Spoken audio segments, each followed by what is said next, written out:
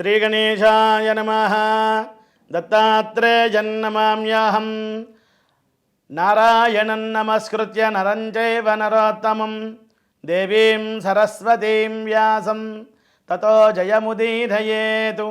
అపశబ్దంబులు కూడియున్ హరిచరిత్రాలాపముల్ సర్వపాప పరిత్యాగము చేయువుగావున హరిన్ భావించుచు పాడుచు జపముల్ చేయుచు వేణులన్ వినుచు అశ్రాంతంబు కీర్తింపుచున్ తపసుల్ సాధులు ధన్యులౌదురు గదా. తత్వజ్ఞ చింతింపుమా. నిప్పు ఉన్నది ఎలా ముట్టుకున్నా కాలుతుంది. ఆ విధంగానే కార్తీక మాసంలో భగవంతుడి గురించి పూజించేటప్పుడు కాస్త మాటలు తడబాటు అయిన అపశబ్దంబులు వచ్చిన వ్రతం చెడిన ఫలితం అనేది మనకి కావాలి. వశిష్ఠ మహర్షి గారు జనక మహారాజు గారికి 16వ అధ్యాయాన్ని చెబుతూ ఉన్నారు. అవ్రతే నయేద్యస్తు మాసాన్ దామోదర ప్రియం సగచ్చే నరకం ఘోరం పునరావృత్తి వర్జితం. ఎవరైతే భగవంతుడి యొక్క అనుగ్రహాన్ని పొందుతూ కార్తీక మాసంలో నియమాలు ఆచరిస్తారో వారు నరకలోకానికి వెళ్ళరు. ఒకవేళ చెప్పిన పని చేయకుండా ఉంటారో వారు నరకలోకానికి వెళ్తారయ్యా. చక్కగా 30 రోజులు వారి శక్తిని అనుసరించి ఒక తాంబూలము దానం చేసినా చాలు. మనకి తాంబూలం అంటే 3 తమలపాకులు, ఒక వక్క, అదేవిధంగా ఒక పండు, రూపాయి నాణెము పెట్టుకొని దేవాలయానికి వెళ్ళిన పండితులు, పామరులు ఎవరికైనా హితోధికంగా తాంబూలం ఇచ్చినట్లయితే శ్రీహరి యొక్క అనుగ్రహాన్ని పొందుతారు. ప్రభువుగా అవుతారయ్యా. వచ్చే జన్మలో భూమికి ప్రభువుగా, రాజుగా అవుతారు.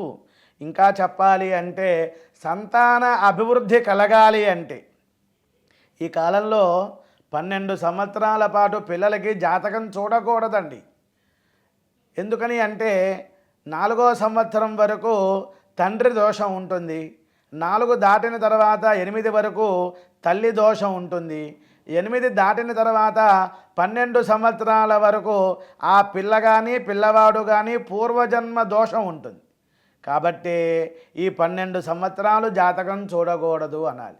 మరి ఎట్లా అంటే పిల్లలు బాగుండాలి అంటే, గ్రహ బాధలు తొలగాలి అంటే, వాళ్ళకి ఎటువంటి ఇబ్బంది కలగకుండా ఉండాలి అంటే ఒక నారీకేళము, ఒక కొబ్బరికాయ, నారీకేళ ఫలం దానం విష్ణో అగ్రేతు కార్తీకే స దక్షిణం తాంబూలం యః కుర్యాద్ రాజసత్తమా సతస్య సంతార్హాని నరోగై దుర్మృతి న దుర్మృతి.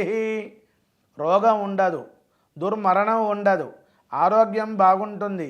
ఒక కొబ్బరికాయ మనకి చూడండి, యా ఫలినీర్య అఫల అపుష్పాయాశ్చ పుష్పిణీ అంటారు. మనకి అరటిపండు, యాపిలు ఇటువంటి ఏ పండ్లైనా పొద్దున పూస్తాయి, బాగుంటాయి. ఒక 2-3 రోజుల తర్వాత అవి పాడైపోతాయి. కొబ్బరికాయ అట్లా కాదండి. అది ఫలము కాదు, పండు కాదు. కొబ్బరికాయని గొయ్యి తీసి మనం పాతి పెడితే కొబ్బరి చెట్టు వస్తుంది. కొబ్బరికాయ కొట్టే దానిలో కూడా లక్షణాలు ఉన్నాయి. ఎలా అంటే భగవంతుడికి నమస్కారం చేసుకొని కొబ్బరికాయ కొట్టేటప్పుడు పీచు వైపు చిన్నగా పగలాలండి, అటువైపు పెద్దగా పగలాలండి. ఇప్పుడు చూడండి, ఫేస్ రీడింగ్ అంటాం కదా. మన ఇంటికి ఎవరైనా 2 పండితులు వస్తే లోపలికి వచ్చేటప్పుడు కాళ్ళు కడుక్కుంటారు కదా. కాళ్ళు కడుక్కునేటప్పుడు ఓ చిన్న మగ్గుతో నీళ్లు తీసుకొని కాళ్ళు కడుక్కుంటే అతను డబ్బులు తక్కువగా ఖర్చు పెడతాడు, ఎక్కువగా ఖర్చు పెట్టాడు అని అర్థం. అదే బకెట్ నీళ్లు వృధా చేశాడనుకోండి, వీడు దుబారాగా డబ్బులు ఖర్చు పెడతాడు అని మనం ఎలా అయితే పూర్వీకులు చెప్పేవారో, కొబ్బరికాయ కొట్టేటప్పుడు 3 వక్కలు రాకూడదు, 2 వక్కలు అవ్వాలి.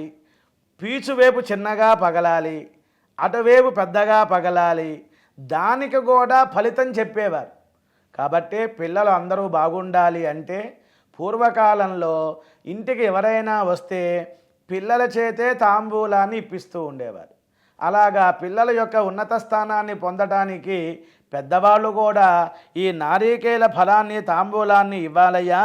కార్తీకే మాసి పౌర్ణమ్యాం స్తంభదీపావలోకనం తస్య పాపాని నశ్యంతి దామో దినకరోదయే.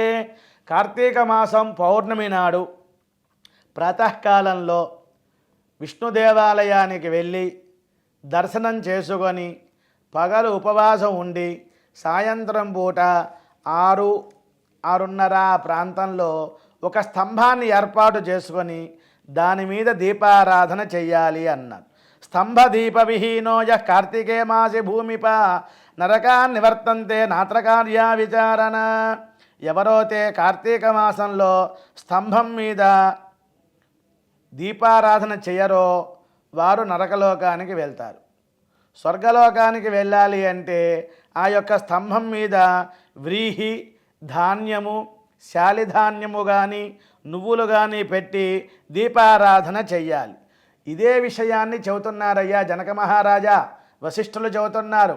పూర్వం మతంగ మహాముని గారు ఉన్నారు. వారి ఆశ్రమంలో విష్ణు దేవాలయం ఉన్నది. గురువుగారంటే శిష్యులు ఉంటారుగా. శిష్యులందరూ కూడా గురువుగారికి నమస్కారం చేస్తే గురువుగారు మతంగ ముని చెప్పారు, ఇవాళ కార్తీక పౌర్ణమి కాబట్టి మీరు ఈరోజు పొద్దున పూట అరణ్యానికి వెళ్ళండి, ఎండిపోయినటువంటి ఆకులు లేనటువంటి మోడుబారినటువంటి చెట్టుని నరికి తీసుకురండి. మన యొక్క దేవాలయానికి ఎదురుకుండా ధ్వజస్తంభం పక్కన పాతండి, నాటండి, దాని మీద చదును చెయ్యండి, కాస్తంత వడ్లు కానీ ధాన్యం కానీ పెట్టండి. మొత్తం 14 రకాలుగా ధాన్యం పెట్టారు. తిల మాష వ్రీహి కులుత్థ చనక కోద్రవాహ ఈ విధంగా మొత్తం నవధాన్యాలే కాకుండా 14 ధాన్యాలు ఉన్నాయండి. చతుర్దశ అన్నారు. తిలమాషమ సూరాశ్చ గోధూమ వ్రీహయో యవాహ కులుత్థ చనక ముద్గ గోత్రవాశ్చ ప్రియంగవాహ అఢక వనకాశ్చైవ చతుర్దశ. ఇటువంటి 14 ధాన్యాలు పెట్టి కాస్తంత గింజలు వేసి పైన తమలపాకు పెట్టి దీపారాధన చెయ్యండి అన్నారు. అలా దీపారాధన చేయమన్నప్పుడు గురువుగారు చెప్పిన ప్రకారంగా అరణ్యానికి వెళ్ళారు. చెట్టుని చూశారు, అది ఎండిపోయినది. దానిని చక్కగా ఛేదించి తీసుకుని వచ్చి దేవాలయానికి ఎదురుకుండా ధ్వజస్తంభం పక్కన అలా చక్కగా నాటారు, పాతారు. దాని మీద ధాన్యాలు పెట్టారు. సాయంత్రం పూట దీపారాధన చేసి ఆ స్తంభానికి దగ్గర కూడా దీపారాధన చేశారు. లోపలికి వచ్చి పురాణ పఠనం చెబుతుండగా పురాణ శ్రవణం చేస్తున్నారు శిష్యులందరూ కూడా. ఒక్కసారి చట చట చట చట అంటూ ఒక శబ్దం వచ్చింది. ఏమిటి శబ్దం? పెద్ద స్తంభం విరిగిపోయినట్టుగా వచ్చింది అనుకున్నారు శిష్యులందరూ కూడా. వీళ్ళందరూ కూడా దేవాలయంలో పురాణం వింటున్నారు కదా, ఆ శబ్దానికి భయపడ్డారు, ఉలిక్కిపడ్డారు. ఒక్కసారి శిష్యులందరూ కూడా బయటికి వస్తే మనకి నృసింహస్వామి వారు స్తంభం చీల్చుకొని హిరణ్యకశిపుణ్ణి చంపినట్టుగా ఈ యొక్క స్తంభం నుంచి విరక్కొట్టుకుంటూ ఒక భూతం వచ్చింది. ఒక ఉద్భూత పురుషుడు వచ్చారు. వాళ్ళందరూ కూడా ఆశ్చర్యపోయారు. ఎవరయ్యా నీవు? ఎక్కడి నుంచి వచ్చావు? ఇక్కడ ఈ విధంగా జరిగింది ఏమిటి అంటే, అయ్యా నేను ఇదివరకు చాలా తప్పులు చేశాను. నేను చేసేటువంటి కార్యక్రమాలన్నీ కూడా దుర్మార్గమైన కార్యక్రమాలు చేశాను. బ్రాహ్మణుల్ని గౌరవించలేదు, తల్లిదండ్రులను గౌరవించలేదు, దానం చెయ్యలేదు, అనవసరంగా డబ్బులు ఖర్చు పెడతారు అంటూ చేసేవాళ్ళని కూడా నేను వదిలిపెట్టాను, వద్దన్నాను. వేదశాస్త్రాలను నిందించాను. అందువల్ల పర్వకాలంలో కూడా కార్తీక పౌర్ణమి, శివరాత్రి ఇటువంటి ముఖ్యమైనటువంటి రోజులలో కూడా ఒక దానం చేయలేదు, ధర్మం చేయలేదు. కాబట్టి నేను అనేక జన్మలు ఎత్తి చివరికి ఈ యొక్క చెట్టు రూపంలో నేను వచ్చాను. ఈ చెట్టు అంతా కూడా కాస్తంత ఎండిపోయింది. మీ శిష్యులు తీసుకువచ్చారు. నేను ఇదివరకు 10,000 మార్లు పురుగుగా, తొండగా, కాకిగా ఇలా పుట్టాను, జన్మలు ఎత్తాను. ఇప్పుడు ఈ చెట్టు మొద్దుగా వచ్చాను, దీనిలోంచి బయటకు వచ్చాను అన్నారు. చూశారండి? అందుకనే సంగీతం నేర్చుకున్న వారు ఎవరైతే ఉంటారో వారు వారి దగ్గర ఉన్నటువంటి విద్య పక్క వాళ్ళకి చెప్పాలి. పూర్వం ఒక స్త్రీ ఉన్నది, వివాహం అయినది. భర్త ముందు కూడా సంగీతం పాటలు కూడా పాడలేదు. సంగీతం చదువుకున్నటువంటి ఆమె మరుజన్మలో మల్లెపూ చెట్టుగా పుట్టింది అరణ్యాల్లో. అదే దేవాలయంలో వచ్చిందనుకోండి, ఆ చెట్టు ఉద్భవిస్తే ఆ పువ్వులు చక్కగా దేవుడికి పెట్టచ్చు. మన ఇళ్లల్లో ఆ మల్లెపూ చెట్టు ఉంటే మంచిదే కదా. అంటే సంగీతం వచ్చిన శిష్యులను తయారు చేయనందువలన మల్లెపూ చెట్టుగా అరణ్యంలో పుట్టింది. అలాగే ఒక బ్రాహ్మణోత్తముడు కూడా వేదం చదువుకున్నాడు. తన తర్వాత తరాలని ఉద్ధరణింప చేయాలి కదా. శిష్యులను ఎవ్వరిని కూడా చేయలేదండి. వేదం అతనే చదువుకున్నాడు. మరుజన్మలో ఒక మామిడి చెట్టుగా పుట్టాడట. ఎక్కడ పుట్టాడు? మీ ఇంట్లో, మా ఇంట్లో, దేవాలయంలో అయితే చక్కగా దేవుడికి నివేదన పెట్టచ్చు, మనం ఆరగించవచ్చు. ఎక్కడో అరణ్యంలో పుట్టాడు. అది దానివల్ల ఉపయోగం ఏముంది? అదేవిధంగా ఈ కార్తీక మాసం పౌర్ణమి నాడు మతంగ మహర్షి గారి యొక్క ఆ ఆశ్రమంలో ఉన్నటువంటి విష్ణు దేవాలయానికి ఎదురుకుండా ధ్వజస్తంభం పక్కన చెట్టు నాటి పైన ధాన్యాలు పెట్టి దీపారాధన చేసి ఈ యొక్క శిష్యులందరూ కూడా పురాణ శ్రవణం చేస్తూ ఉన్నప్పుడు ఆ చెట్టు విచ్చుకుంటూ వచ్చేసింది. లోపల ఉద్భూత పురుషుడు చూశారు, చాలా ఆనంద పొందారు, ఆశ్చర్యం వేసింది. గురువు గారిని అడుగుతూ ఉన్నారు, ఎలా వచ్చారండి ఈయన?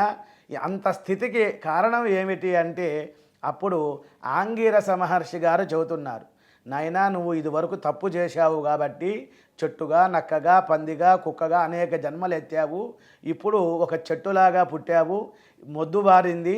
మా శిష్యులు తీసుకువచ్చినందువల్ల ఇంత ఉన్నత స్థానానికి వచ్చావయ్యా అంటే ఒక్కసారి తెలివి తెచ్చుకొని, అయ్యా నా దోషాన్ని తొలగింపచేయండి, ముక్తి పొందాలి అంటే, విష్ణుమూర్తి యొక్క అనుగ్రహాన్ని పొందాలి అంటే ఏమి చెయ్యాలి అని అనేక రకాలుగా వేదాంత చర్చ అనేటువంటిది జరుగుతూ ఉన్నది. గురువుగారు ఆంగీరస మహర్షి గారు చెబుతున్నారు, ఈ స్తంభంలో నుంచి వచ్చిన ఉద్భూత పురుషుడు మాట్లాడుతున్నారు. ఈ యొక్క అధ్యాయాన్ని రేపటి రోజున మిగతాది మనం ప్రారంభం చేద్దాం. అంతవరకు సెలవు. స్వస్తి.